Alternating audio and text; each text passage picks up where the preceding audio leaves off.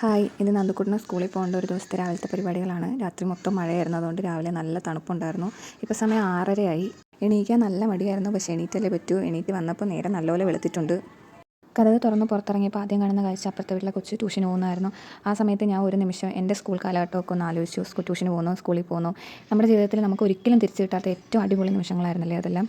എന്തായാലും ഇപ്പോൾ അതൊക്കെ ആലോചിച്ച് നിന്നാൽ എൻ്റെ പുത്രൻ്റെ ഇന്നത്തെ സ്കൂളിൽ പോക്ക് മുടങ്ങും. അതുകൊണ്ട് പിന്നെ ഞാൻ എൻ്റെ പരിപാടിയിലേക്ക് കടന്നു. രാവിലെ ഇടിയപ്പവും മുട്ടക്കറിയാണ് ഉദ്ദേശിച്ചത്. അപ്പോൾ സ്നാക്സായിട്ട് നന്ദുവിന് അത് കൊടുത്തു വിടാമെന്ന് വിചാരിച്ചു. ഉച്ചയ്ക്ക് ചോറ് കൊടുത്തു വിടേണ്ട, അവൻ സ്കൂളിൽ നിന്ന് കഴിക്കാമെന്ന് പറഞ്ഞുകൊണ്ടാണ്. എനിക്ക് വലിയ ജോലിയില്ലായിരുന്നു.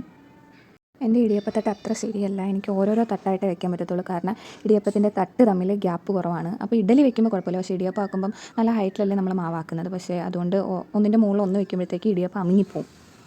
നന്ദുവിന് സ്കൂളിൽ സ്നാക്സായിട്ട് ഇടിയപ്പം മുട്ടക്കറിയും കൊടുത്തു വിടുന്നുണ്ട്. ഞാൻ ഉള്ളിയും തക്കാളിയെല്ലാം വഴറ്റി അത് പേസ്റ്റ് പോലെ അരച്ചെടുത്ത് അതാണ് മുട്ടക്കറി ആക്കി കൊടുത്തു വിടുന്നത്. കാരണം നന്ദുവിന് ഉള്ളി കഴിക്കാൻ വലിയ ബുദ്ധിമുട്ടാണ്. അപ്പം കഴിക്കാതിരിക്കേണ്ടല്ലോ എന്ന് വിചാരിച്ചാണ് അങ്ങനെ കൊടുത്തു വിടുന്നത്. ഇപ്പോഴും ഞാൻ രാവിലത്തേക്കുള്ള നന്ദുവിന് കൊടുത്തു വിടാനുള്ളതും കാപ്പിക്കുള്ള എല്ലാ പരിപാടിയും തീർന്നിട്ടാണ് കഞ്ഞിക്ക് വെള്ളം വെക്കുന്നത്. വെള്ളം വെച്ചതിന് ശേഷം ഫ്രണ്ട് ഡോറ് തുറന്നിടും. പിന്നെ നന്ദുക്കുട്ടനെ വന്നൊന്ന് 2-3 വിളി വിളിക്കും. അപ്പോഴത്തേക്കും അവൻ്റെ ആ ഉറക്കക്ഷീണമൊക്കെ ഒന്ന് മാറി കിട്ടും. അപ്പോൾ എണീക്കുമ്പോൾ അത്ര നിർബന്ധവും വാശിയൊന്നും കാണത്തില്ല. പിന്നെ അവനെ വിളിച്ചിട്ട് വന്നിട്ടാണ് അരി അടുപ്പിയിടുന്നത്. അവനെ ഞാൻ ഒരു 8 മണിയൊക്കെ ആകുമ്പോഴത്തേക്കായിരിക്കും വിളിച്ച് എണീപ്പിക്കുന്നത്. 9:20 അവർ ബസ് വരുന്നത്. അപ്പോൾ അപ്പോഴത്തേക്ക് അവന് റെഡിയാവാനുള്ള സമയമൊക്കെ ആവശ്യത്തിനുണ്ട്.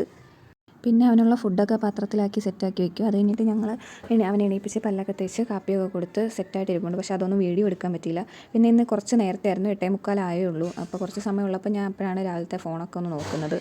ഇപ്പോഴത്തെ അവൻ്റെ ഫേവറേറ്റ് കാർട്ടൂണാണ് ഈ 95 കാർസ്. അവിടെ ബാഗ് വാങ്ങാൻ പോയപ്പോൾ പോലും അത് മതിയെന്നും പറഞ്ഞതോ അത് തന്നെ വാങ്ങിച്ചാണ് ആളിപ്പോൾ വെച്ചേക്കുന്നത്. ഇന്ന് സ്കൂളിലേക്ക് നന്ദു മാത്രമേ ഉള്ളൂ. അടുത്ത വീട്ടിലെ നന്ദുവിൻ്റെ ഫ്രണ്ടിന് പനിയാണെന്ന് പറഞ്ഞു. അപ്പോൾ ഇന്ന് നന്ദു ഒറ്റയ്ക്കായിരുന്നു. ഞങ്ങൾ ചെന്നൊരു 10 മിനിറ്റ് കഴിഞ്ഞപ്പോഴത്തേക്കും ബസ് വന്നു. ബസ് അങ്ങോട്ട് പോയി തിരിച്ച് വരുമ്പോഴത്തേക്കുമാണ് നന്ദുവിനെ അവിടുന്ന് വേറെ 2-3 പിള്ളേരൊക്കെ ഉണ്ട്, അവരെയും കെട്ടിക്കൊണ്ട് പോകുന്നത്. അപ്പോൾ ഇന്നത്തെ വീഡിയോ ഇത്രയേ ഉള്ളൂ. പുതിയ വീഡിയോ ആയിട്ട് വരുന്നവരെ tata bye bye, see U.